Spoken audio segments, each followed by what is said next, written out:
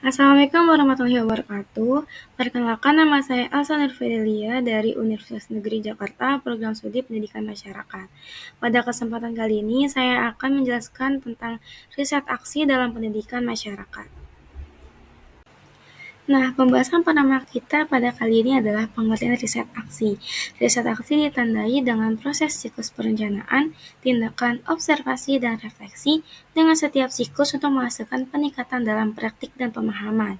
Pendekatan ini pada dasarnya bersifat demokratis yang bertujuan untuk memecahkan masalah dan memahami siklus tindakan dan refleksi. Pendekatan ini dibagi menjadi dua jenis, ada riset aksi partisipatif atau PAR dan riset aksi komunitas atau CAR. Jenis yang pertama adalah riset aksi partisipatif atau PAR, yang merupakan sebuah pendekatan khusus dalam bidang riset aksi yang lebih luas, memiliki tujuan pada pentingnya partisipatif dan tindakan anggota masyarakat yang terkena dampak langsung dari penelitian yang dilakukan. Pendekatan ini berfokus pada kolaborasi antara peneliti dan juga peserta, menekankan pemberdayaan, meningkatkan kapasitas, dan perubahan yang sistematik. Salah satu contoh dari riset aksi partisipatif ini adalah program pengembangan keterampilan kerja di Kelurahan A. Program ini bertujuan untuk meningkatkan keterampilan dan peluang kerja bagi penduduk di kelurahan dengan melibatkan anggota masyarakat dalam mengembangkan keterampilan yang sesuai dengan kebutuhan pasar kerja lokal, sehingga dapat meningkatkan potensi ekonomi dan kesejahteraan mereka.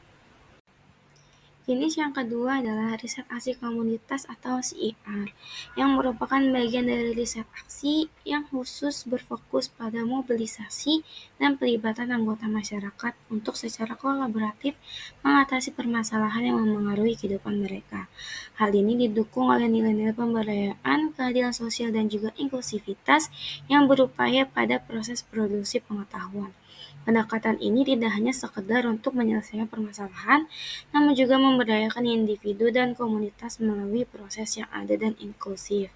Contoh dari riset aksi komunitas atau CR ini adalah peningkatan layanan kesehatan, di mana inisiatif dari CR yang berfokus pada peningkatan layanan kesehatan ibu di daerah pedesaan, yang melibatkan perempuan setempat, penyedia layanan kesehatan, dan peneliti untuk bersama-sama mengidentifikasi hambatan dalam mengakses layanan, dengan memberikan solusi seperti klinik kesehatan keliling dan sesi pendidikan kesehatan masyarakat. Ini secara signifikan dapat meningkatkan hasil kesehatan. Selanjutnya adalah prinsip-prinsip inti dari riset aksi. Yang pertama adalah prinsip partisipatif. Prinsip ini menekankan pada keterlibatan pemangku kepentingan termasuk anggota masyarakat, pendidik, dan peserta didik sebagai rekan peneliti dalam proses penelitian. Tidak seperti metodologi penelitian tradisional yang sering memposisikan subjek sebagai entitas pasif. Di riset aksi ini itu menghargai pengetahuan, pengalaman, dan wawasan semua partisipan, sehingga menumbuhkan lingkungan yang kolaboratif. Yang kedua adalah proses demokrasi. Riset aksi ini pada dasarnya bersifat demokratis karena mengedepankan kesetaraan dan inklusivitas dalam proses penelitian. Etos demokrasi ini mendukung pendidikan masyarakat dengan memastikan bahwa inisiatif pembelajaran dikembangkan dan dilaksanakan dengan cara mencerminkan suara dan prioritas masyarakat. Yang ketiga ada orientasi pemecahan masalah. Pada intinya, riset aksi ini itu berorientasi pada masalah dengan fokus pada identifikasi dan penanganan permasalahan dunia nyata yang berdampak pada masyarakat itu sendiri. Yang keempat ada reflektif. Reflektif ini adalah komponen yang penting dalam riset aksi karena memungkinkan partisipasi ini mengkaji secara kritis tindakan, pemahaman, dan hasil intervensi mereka. Yang terakhir ada pemberdayaan dan peningkatan kapasitas. Dalam konteks pendidikan masyarakat, hal ini berarti membekali anggota masyarakat dengan keterampilan dan pengetahuan untuk berpartisipasi aktif dalam perencanaan, pelaksanaan, dan evaluasi pendidikan. Pemberdayaan ini itu menimbulkan rasa keagenan di antara para peserta, meningkatkan kemampuan mereka untuk melakukan perubahan dan dalam lingkungan pendidikan mereka, bahkan seterusnya. Pembahasan berikutnya adalah peran aksi riset dalam pendidikan masyarakat. Yang pertama adalah pemberdayaan peserta. Riset aksi bertujuan untuk memberdayakan individu dengan melibatkan mereka secara langsung dalam proses penelitian, memungkinkan mereka untuk mengidentifikasi dan memecahkan masalah mereka sendiri. Yang kedua, meningkatkan praktik pendidikan. Melalui proses siklus perencanaan, tindakan, observasi, dan refleksi, riset aksi ini berupaya untuk meningkatkan praktik pendidikan dengan memastikan praktik tersebut responsif terhadap kebutuhan, nilai, dan aspirasi masyarakat. Yang ketiga adalah membangun kemitraan kolaboratif. Riset aksi ini memupuk kemitraan antara lembaga pendidikan, organisasi komunitas, dan individu, mempromosikan budaya kolaborasi dan saling belajar. Yang terakhir adalah mempromosikan perubahan sosial. Dengan mengatasi masalah kesenjangan dan mendorong keadilan sosial, riset aksi dalam pendidikan komunitas berfungsi sebagai katalisator perubahan sosial yang lebih luas, lebih inklusif, dan adil. Pembahasan terakhir pada kesempatan kali ini adalah perencanaan dan perancangan proyek penelitian tindakan dalam pendidikan masyarakat. Yang pertama ada mendefinisikan masalah penelitian.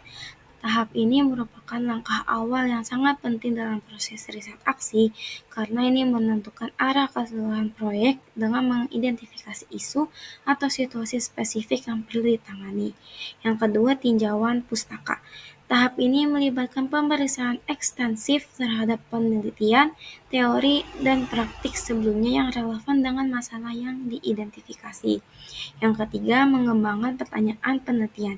Pertanyaan-pertanyaan ini harus berasal dari masalah yang didefinisikan pada awalnya dan wawasan yang diperoleh dari tinjauan literatur. Pertanyaan penelitian efektif adalah pertanyaan yang dapat ditindaklanjuti, spesifik, dan terkait langsung dengan tujuan inisiatif pendidikan masyarakat. Yang keempat adalah metodologi. Metode ini harus dipilih berdasarkan kemampuan dalam melibatkan anggota masyarakat dalam proses penelitian dan menghasilkan pengetahuan yang dapat ditindaklanjuti. Yang kelima, perencanaan aksi. Tahap ini merupakan pengambilan keputusan yang kolaboratif, memanfaatkan keahlian kolektif dan kreativitas seluruh pemangku kepentingan. Rencana harus terperinci, menguraikan tindakan spesifik, jadwal, tanggung jawab, dan sumber daya yang dibutuhkan. Yang keenam, ada implementasi dan refleksi. Pada tahap ini melihat aktualisasi intervensi yang direncanakan dipantau secara ketat melalui pengumpulan dan analisa data yang berkelanjutan. Yang ketujuh adalah evaluasi dan diseminasi. Tahap akhir riset aksi ini harus menilai dampak intervensi terhadap masyarakat dan proses pendidikan.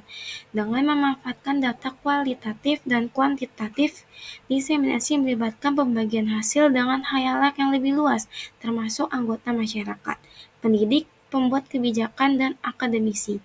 Tujuannya untuk meningkatkan kontribusi pada basis pengetahuan dalam pendidikan masyarakat dan menginspirasi tindakan dan penyelidikan yang lebih lanjut.